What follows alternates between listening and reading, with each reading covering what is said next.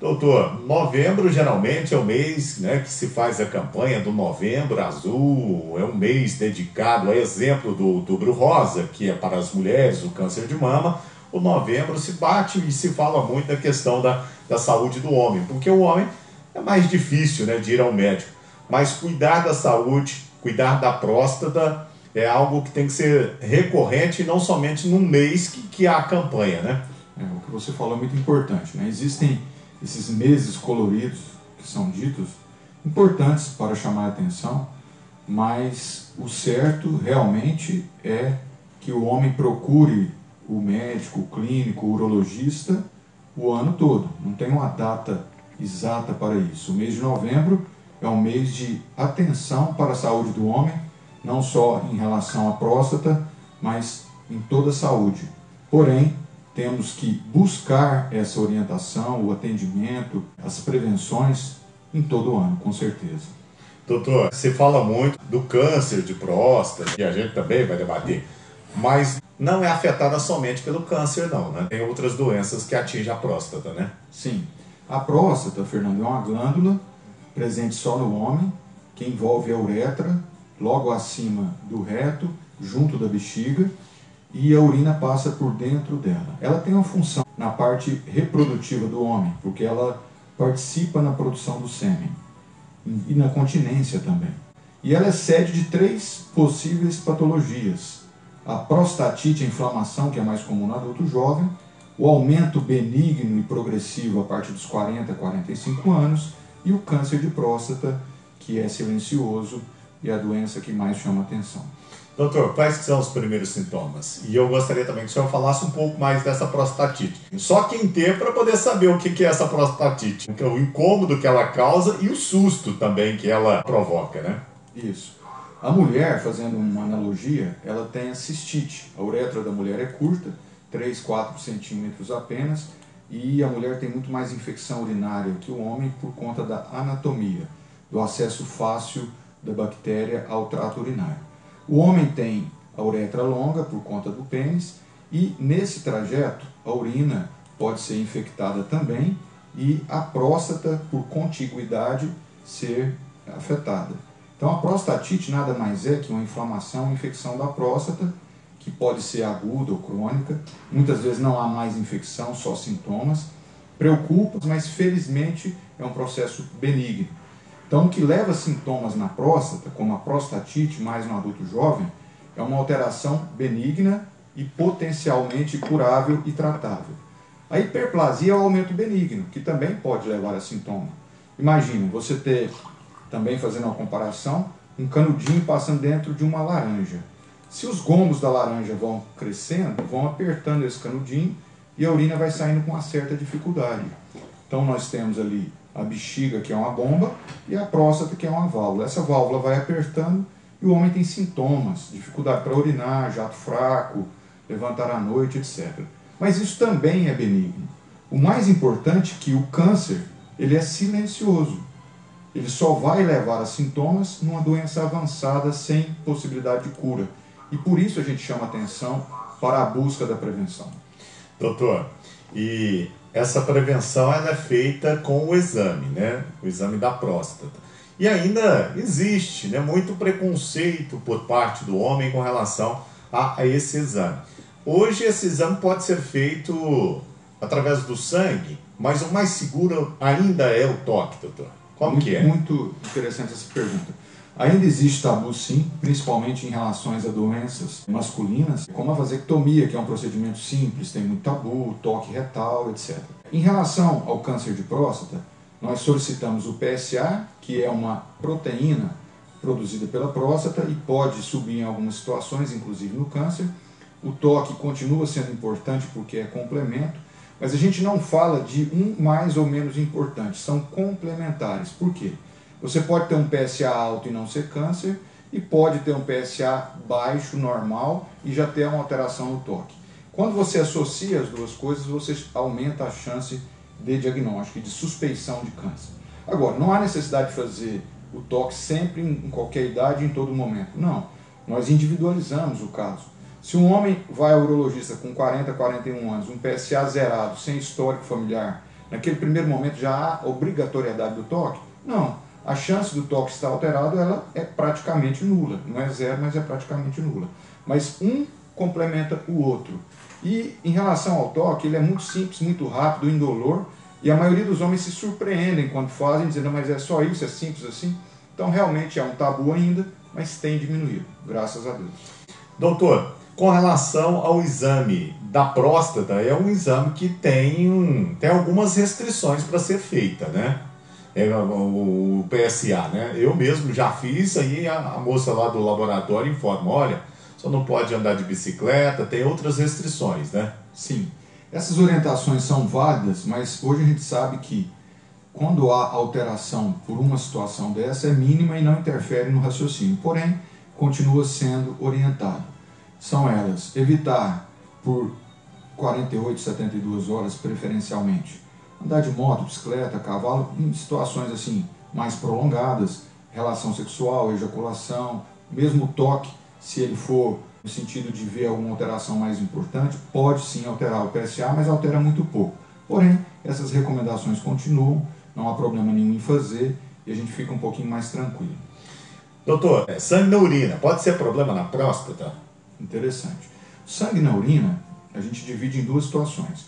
Sangue que você vê, a urina está escura, avermelhada, cor de Coca-Cola, geralmente é uma alteração mais importante, ou apenas detectado no exame de urina simples, a urina está clara, né?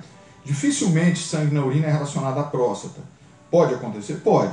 O indivíduo pode ter um quadro de obstrução, ou até um tumor já muito avançado, já grave, ou uma obstrução com infecção urinária, cálculo, uma próstata bastante aumentada, hiperplasiada, isso pode levar a um sangramento, mas não é o mais comum. Quando há sangue na urina, a gente pensa mais em infecção urinária, cálculo renal, cálculo na bexiga, ou mesmo tumor da bexiga, tumor do rim, são situações mais comuns relacionadas a sangue na urina. No exame com o urologista, ele olha tudo isso, toda essa parte. Sim. Na avaliação do homem, nós temos que fazer uma avaliação global. Fala-se muito hoje também que o urologista é o clínico do homem, como o ginecologista é o clínico da mulher. Então a gente tem que fazer uma história bem detalhada, não só em relação à próstata, a parte de função sexual, como está, a saúde como um todo, pressão, uso de medicamentos cronicamente, histórico familiar, isso é muito importante. Ainda aproveitando a pergunta, para o câncer de próstata existem alguns fatores importantes. O histórico familiar, parente de primeiro grau, irmão, pai, tio, aumenta a chance. A raça negra, por questões genéticas, também aumenta a chance de ter câncer de próstata. A idade, quanto mais velho, maior a chance. E alguns outros fatores, por exemplo, como estilo de vida, obesidade, também podem aumentar a chance de câncer de próstata. Doutor, uma pergunta aqui sobre como que é a dor na próstata. Onde que dói? Bom, normalmente dor na próstata é relacionada à inflamação, prostatite.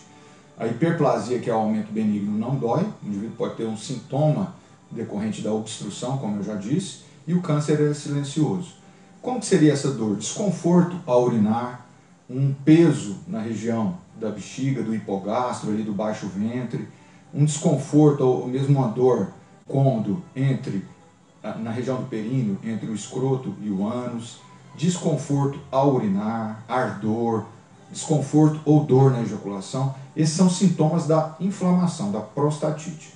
Apesar de chamar muita atenção, isso não é grave, isso não é câncer, isso não se transforma em câncer. Mas é uma queixa relativamente comum do homem, muitas vezes difícil de tratar porque não há mais infecção, só a sensibilidade alterada, mas há como tratar sim e deve procurar o médico urologista. Doutor, um homem de 50 anos que nunca foi ao médico, né? Uma pergunta do nosso ouvinte, pedindo para não se identificar, exatamente pelo medo do toque. É possível fazer uma avaliação sem o toque?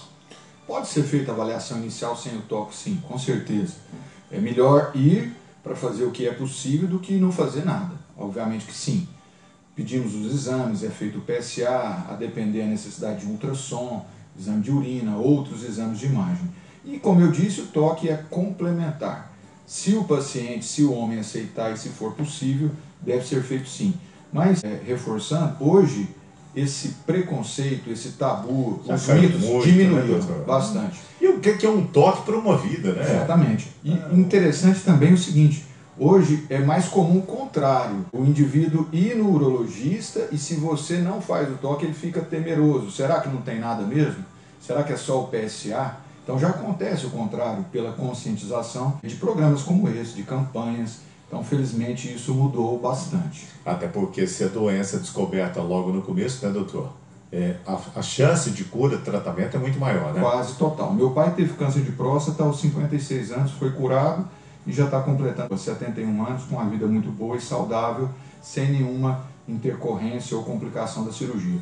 Não tivesse sido operado e tratado, já teria falecido e com um quadro final de muita morbidade, dor e muito sofrimento, tanto para o paciente quanto para a família. É terrível, né? O senhor falou da próstata aumentada. Essa próstata aumentada, como que ela é tratada? Ou a próstata, depois de aumentada, ela não regride mais, doutor? Bom, depois dos 40, Fernando, a próstata vai aumentar em todos. Isso faz parte da história natural e do envelhecimento.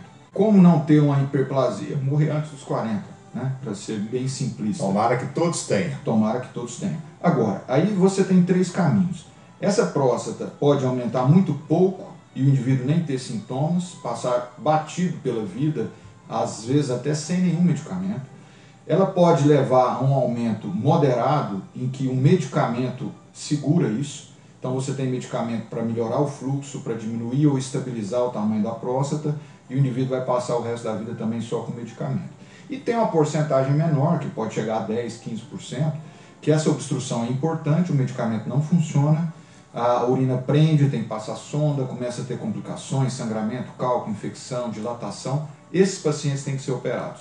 Ontem mesmo eu operei um paciente de 70 anos com hiperplasia, obstrução e sonda. Então aí não tem jeito, você tem que operar, porque você tirar a sonda, a urina prende de novo, tem retenção, passa a sonda de novo. E como que o indivíduo fica com a sonda para o resto da vida? Às vezes acontece, mas é uma situação muito ruim e também com complicações. Então, na prática, alguns não precisam ser tratados, outros tratamos com medicamentos e outros com cirurgias, seja a laser, seja endoscópica ou mesmo cirurgia convencional. O ultrassom é feito, serve para quê? Está perguntando o Giva Fonseca. Bom, Fernando, tem 2 tipos de ultrassom a serem feitos. Um do trato urinário, em que você avalia o rim, a bexiga, a próstata, o volume da próstata, se tem resíduo depois de urinar, se tem cálculo, etc. E também é feito o ultrassom transretal para guiar a biópsia de próstata. Então ele é feito com esse objetivo. É um ultrassom também com transdutor diferente para se realizar a biópsia. Então existem 2 situações, o ultrassom convencional transabdominal e o ultrassom transretal acoplado à biópsia prostática. Independente da cirurgia que foi feita, se foi para hiperplasia, que é uma cirurgia diferente, pode ser feita através da ressecção, raspagem endoscópica ou mesmo cirurgia aberta, em que se tira só o adenoma, o miolo da próstata, como se fosse tirar só os gomos da laranja, mas a casca fica. E a cirurgia radical para o câncer, que é diferente, em que se tira toda a próstata, toda a laranja. Independente da cirurgia, tem que ser acompanhado. Se foi câncer, você tem que acompanhar sempre com o PSA, porque eventualmente esse PSA pode subir e há necessidade de um complemento de tratamento, por exemplo, como a radioterapia. E esse PSA pode subir até depois de 10 anos. E se não foi a cirurgia radical para câncer, mais ainda, porque ficou a casca da próstata, que é a sede principal do câncer prostático. Então, o indivíduo operado de próstata, mesmo para hiperplasia, ele não está livre da possibilidade de um câncer futuro. Então essa prevenção continua da mesma forma, com PSA, toque, para o resto da vida. Doutor, como que é a vida do homem depois da retirada da próstata? A questão da vida sexual do homem? Interessante. Existem, como eu disse, 2 situações. Para a doença benigna, em que você tira só o miolo, o adenoma, seja cirurgia aberta ou endoscópica, a repercussão ela não é 0, mas tende a nada. Por quê? Você não tira a próstata. Agora, a cirurgia radical, em que se tira a próstata inteira, os nervos responsáveis pela ereção, os nervos cavernosos, eles passam junto da próstata. Hoje, tenta-se preservar esses nervos, mas vai depender muito do estágio da doença, das condições clínicas do paciente, da idade do paciente e realmente, a depender da situação, do estágio do tumor, há uma piora da ereção numa boa parte dos homens. Mas sabendo que a gente avalia no pré-operatório qual é a condição urinária e qual é a condição sexual. Nós pedimos que o paciente dê uma nota. Por exemplo, aos 20 anos, jovem, 25, 30 anos, vamos supor que a parte sexual sua, no contexto todo, desejo, relação, ereção, era nota 10. Que nota você dá hoje? Muitas vezes a nota já é muito baixa, por vários motivos, principalmente pela idade, comorbidades. E não é de se esperar que depois da cirurgia vai melhorar. No máximo vai ficar como estava. E muitas vezes estava muito ruim. Então isso também tem que ser levado em conta. Mas há possibilidade sim, Fernando, hoje, principalmente em homens mais jovens, que têm uma ereção normal ou próximo do normal, tumor inicial, se preservar os nervos responsáveis pela ereção e preservar a ereção. Nós já operamos aqui pacientes de 41 anos, 42, pacientes jovens que felizmente, às vezes com a ajuda de algum medicamento, mantêm uma vida sexual normal. O Lucas, né, nosso ouvinte, Fernando, fala para o doutor Caio Flávio que ele e a equipe me operaram de uma doença grave, síndrome de Fournier. É assim que fala o nome? Isso mesmo. Em fevereiro. Foi um sucesso, hoje gozo de boa saúde, eternamente grato. Eu lembro muito bem do Lucas, ele ficou um tempo bom internado. O Dr. Luiz Augusto, urologista que trabalha conosco, encabeçou esse tratamento, eu pude participar das cirurgias e graças a Deus ele ficou tratado, curado de uma alteração importante. O que é a síndrome de Fournier? É uma infecção na parte genital que, se não tratada a tempo, evolui com muita gravidade. Infelizmente, o caso dele ainda foi tratado a tempo, um paciente jovem e uma vida normal, sem nenhuma repercussão e nenhuma complicação. Obrigado, Lucas, pela lembrança, e a gente sabe que o que nos fortalece são esses resultados para que nós sigamos em frente. Muito bom. Lucas, obrigado pela audiência, hein? Deus abençoe sempre. Doutor, com relação, o senhor falou aí que, olha, no máximo, depois da cirurgia vai voltar o que era antes. A cirurgia não faz milagre no caso da ereção, né? E com relação a homens que sofrem com um problema, por exemplo, de ejaculação precoce, pode ser algum problema também da próstata ou não tem nada a ver? No caso da ejaculação precoce, nada a ver. A gente divide essas questões sexuais do homem em alguns pontos. Primeiro, diminuição do desejo pode ter a ver com o estresse do dia a dia ou diminuição do hormônio. Ereção é outra situação. A ejaculação ou o controle dessa também é diferente.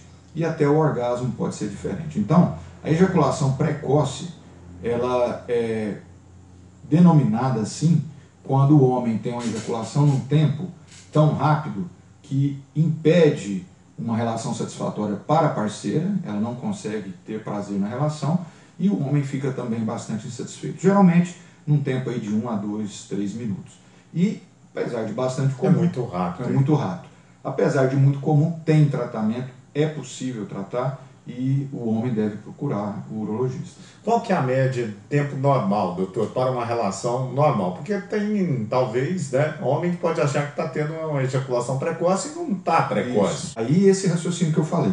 Normalmente a mulher, ela tem uma dificuldade ou um retardo maior em se atingir o orgasmo, ela se comporta totalmente diferente do homem. E aí quando você associa isso a um homem que tem uma ejaculação muito rápida, obviamente que não vai chegar a uma satisfação no ato. Então, normalmente, em média, aí, 5, 6 minutos, 7 minutos, mais, menos, mas o que mais importa é se a parceira tem satisfação, tem prazer, tem orgasmo, e se o homem está satisfeito em dar prazer para a parceira também. Se isso acontece num tempo mais curto, não tem problema. Mas se o homem retarda, e mesmo assim a mulher não tem prazer, muitas vezes a mulher também deve procurar ajuda ao médico ginecologista, ao sexólogo. Então, é muito importante sempre, nessas questões urológicas, abordar o casal. Sempre há uma analogia. Confunde-se muito que o urologista é médico só de homens, isso não é verdade.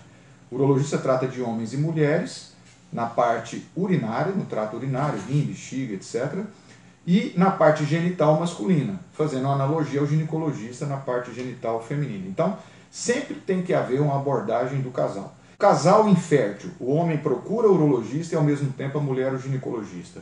Doença sexualmente transmissível, homem urologista, mulher ginecologista. Então, todas essas questões, parte sexual, a mulher também tem que ser abordada, o homem procura, ela também tem que procurar.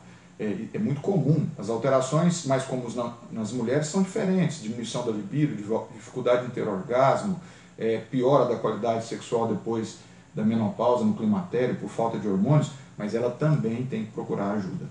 Doutor, o senhor falou, né, que são assuntos distintos e com relação à ereção, né, dificuldade de ereção. O homem que está nos acompanhando agora, ou a esposa, a namorada, né, o que o senhor tem a dizer para quem hoje está sofrendo com essa situação? Bastante comum essa queixa, né? O dado que a gente tem de hoje é que os homens, a partir dos 40 anos, 50% destes têm algum grau de piora da qualidade da ereção. 50% a partir dos 40 anos. Pode ser leve, mas tem piora, por vários fatores. 70% a 80% dos casos, de um modo geral, são fatores psicogênicos. O que é isso? Estresse, ansiedade, dificuldade no relacionamento com a parceira, ansiedade de desempenho, medo de falhar. Tudo isso leva a uma piora da qualidade da ereção e, muitas vezes, não há doença orgânica nenhuma. Em 20% dos casos, você pode ter uma doença orgânica mais importante. No homem mais de idade, diminuição do hormônio, doenças como diabetes, hipertensão, doenças neurológicas, comorbidades, cirurgia da próstata, cirurgia radical, radioterapia. Mas, de um modo geral, o fator psicológico ele é ansiogênico, quer dizer, ele aumenta a descarga simpática de adrenalina, os vasos contraem e não é diferente nos vasos do pênis. Então, a ereção não é de qualidade. Felizmente, apesar da dificuldade toda, a partir do advento do Viagra, em 97, 98, houve uma revolução no tratamento da disfunção erétil em todo o mundo. Hoje você tem medicamentos bastante eficientes. Quando não é possível, o tratamento de segunda linha com injeções que também funcionam. E, nos casos mais graves, até uma prótese peniana, que há a possibilidade de mimetizar muito uma ereção fisiológica com a prótese inflável. O homem, hoje, ele é agraciado com várias possibilidades de tratamento, felizmente. Doutor, cirurgia de vasectomia é uma cirurgia que ainda é um tabu para muitos homens, né? Gostaria que o senhor discorresse um pouquinho a respeito da cirurgia e os seus tabus, e hoje em dia, com o avanço da medicina, a cirurgia me parece muito rápida, né? Fácil e de fácil recuperação, né?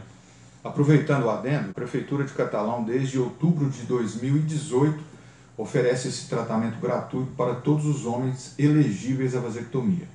Toda sexta-feira, a partir de 7h30 da manhã, lá no Centro Integrado da Mulher, Hospital Materno Infantil, eu atendo os homens que pretendem fazer vasectomia gratuitamente. Exatamente. E quem são esses homens elegíveis? Homens, casais que têm 25 anos ou mais e no mínimo um filho, homens ou casais que tenham menos de 25 anos, mais 2 filhos. O mais importante é a decisão do casal e principalmente do homem. É um método que futuramente pode-se tentar uma reversão, mas ela é difícil, ela é cara e muitas vezes não funciona. Então não deve-se fazer vasectomia com essa ideia. Eu vou fazer, depois se eu me arrepender, eu ligo e religo de novo. Não é bem assim não. São processos difíceis e caros. Existe muito tabu ainda, Fernando, em relação à vasectomia. Engordar, mudar a ejaculação, impotência, isso não acontece. Se acontecesse, não poderia ser feito. Hoje é um procedimento muito rápido, de 15 a 30 minutos no máximo, ambulatorial, anestesia local. O indivíduo só tem que passar uma gilete, um prestobarba, depilar a parte genital, alimentar antes, não precisa de jejum, e um acompanhante para voltar, mais nada. Isso é feito gratuitamente no Hospital Nasser Fayad. Nós fazemos pelo menos 2 vasectomias pelo SUS por semana e atendemos esses homens gratuitamente toda sexta-feira. Então não tem desculpa para não fazer, não precisa nem de plano de saúde, nem particular. Aqueles que não têm condição devem procurar, que nós fazemos da mesma forma. Aqui está um vasectomizado, que há 8 anos, né? E eu digo, é muito simples, é muito tranquilo, é muito rápido, né? Não tem problema nenhum, né, gente? E a mulher que já passou, né, por tantas dores, né, da dor do parto, poupá-las desse sacrifício é muito tranquilo. Mas ainda tem muita gente que tem medo, né, doutor? Tem. Porque é tabu também, né? Mito. O que é mito? Mito é mentira. Depois que eu faço, vou engordar. Depois que faz, vai perder a ejaculação muda, a ereção muda. Tudo isso é mentira. Não muda nada, Não muda nada. Então tá. Doutor, olha, ficaríamos aqui 1h30, o problema é que já estamos caminhando para o final do programa, a agenda do senhor é muito cheia, mas tem uns outros assuntos que a gente poderia tratar, nem que seja rapidamente, né? O senhor falou uma coisa que é muito importante, deixa muito claro, às vezes a gente tem no imaginário popular que o urologista é médico do homem, só trata homem, exatamente. E não é verdade, né, doutor? Não é verdade. Nós tratamos homens e mulheres em todas as idades, independente de idade e sexo, porque são patologias diferentes. Então existe a urologia feminina. O que a urologia feminina trata? Incontinência urinária, perda de xixi, infecção urinária de repetição. A urologia pediátrica, na criança, fimose, o testículo que não está na bolsa, a criança que não tem controle urinário mais velha, que é a enurese noturna. Então, em várias fases da vida, o urologista aborda tanto homens quanto mulheres. O trato urinário, ele independe se é de homem ou de mulher, é o urologista que trata. E aí tem outras situações que compete ao urologista, o transplante renal, o câncer urológico de um modo geral, câncer de pênis, de rim, de bexiga, de testículo e por aí vai. Então, é uma especialidade muito ampla. Doutor, o senhor falou da fimose em criança, né? O ideal é que se opere quando criança, mas se não operou quando criança, é importante fazer, né? Isso. O que é a fimose, Fernando? É quando você não consegue expor a glande. Você tem um anel em que não é possível expor, higienizar, etc. Então, 10% das crianças vão seguir com fimose verdadeira, tem que ser operado. A indicação para cirurgia de fimose é a fimose verdadeira, ou quando o homem, no excesso de pele, ali, que é normal de proteção, ele tem uma doença venérea importante, verrugas, que você tem que também fazer uma cirurgia higiênica. Se o menino não foi operado e chega à fase de adolescente, adulto e às vezes até idoso, eu já operei idoso com fimose verdadeira, com certeza ele tem que ser operado. Um dos fatores mais importantes para o câncer de pênis são indivíduos adultos que não foram operados de fimose, relacionados a DST, HPV, má higiene, condições socioeconômicas ruins. Então, tem que ser operado sim. 11h41, só para terminar, doutor, e eu já quero que, quando puder, marque novamente na sua agenda para a gente participar desse quadro, pode ser em outro dia e horário, com relação à pergunta das mulheres que perdem xixi. Como que esse tratamento deve ser feito? Isso é normal começar a acontecer a partir de que idade? Ou qualquer idade isso pode estar sujeito a acontecer? Bom, primeiro que o normal é não perder urina, né? 1/4 das mulheres tem incontinência urinária, que é a perda de urina, seja aos esforços, tossir, espirrar, pular, rir, ou mesmo na urgência, não dá tempo de chegar no banheiro. Esse 1/4 de mulheres que tem incontinência urinária, ela deve procurar o urologista. São feitos exames corriqueiros, urina, ultrassom, etc. Mas um estudo urodinâmico, que é um eletro da bexiga, para ver qual tipo de incontinência e o tratamento. Existem vários tratamentos, desde medicamento para a bexiga hiperativa, até colocar uma telinha embaixo da uretra para segurar a urina, que é diferente da cirurgia antiga de períneo, que ainda é feita, mas para corrigir a flacidez vaginal. Doutor Caio, gostaria que o senhor deixasse o telefone, muita gente já perguntando o contato do doutor Caio Flávio Castro e Macedo, médico urologista. Bom, eu atendo no Hospital Nasser Fayad, telefone do hospital 3411-2211. 3411-2211. E também consultório 3441-3114. 3441-3114. Isso. E até só aproveitar, Fernando, fica à vontade. Nós temos um canal no YouTube, Urologia Espaço ICR. ICR. Se o ouvinte vai lá no canal, ele vai em playlist e lá tem várias playlists separadas. Urologia feminina, câncer urológico, vasectomia, próstata, infertilidade, DST, e ele vai encontrar lá mais de 100 vídeos com as principais patologias e orientações disso tudo que a gente falou aqui hoje. Repete o canal, por favor, doutor. Urologia Espaço ICR, no YouTube. Playlist. Olha, muito bom. Que serviço importante. Doutor Caio Flávio, muito obrigado pela participação do senhor aqui no Unimed Responde. Eu que agradeço você, a Rádio Cultura, a Unimed e aos ouvintes.